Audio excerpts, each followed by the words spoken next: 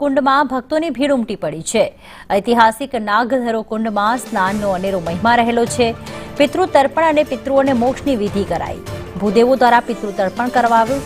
તર્પણ વિધિ બાદ ભક્તોએ નાગધરો કુંડમાં સ્નાન કર્યું હતું। સ્નાન બાદ પહેરેલા વસ્ત્રો કુંડ પાસે છોડવાની પરંપરા છે। કુંડ પાસે વસ્ત્રો છોડવાથી પિતૃઓને સદગતિ મળે છે તેવી અહીં માન્યતા રહેલી છે।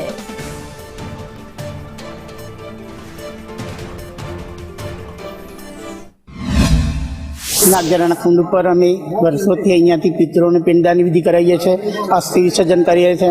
શામળાજીના મોટામાં મોટો મેળો કારતક સુદ પૂનમનો ભરાય છે। અહીંયા દૂર દૂરથી સ્નાન કરવા માટે આવે છે।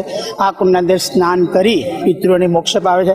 સ્નાન કર્યા પછી વસ્ત્રદાન અહીંયા છોડી શામળિયા શ્રીના દર્શન કરીને પોતાના વતન બાજુ જાય છે। કાર્તિકી પૂર્ણિમાએ યાત્રાધામ શામળાજીમાં ઐતિહાસિક નાગધરો કુંડનું અનેરું મહત્વ છે। દ્રશ્યમાં જોઈ શકો છો કે જે કોઈ અહીંયા ભક્તો હોય છે અહીંયા આવતા હોય છે, મોટી સંખ્યામાં પવિત્ર નાગધરો કુંડની અંદર સ્નાન કરતા હોય છે।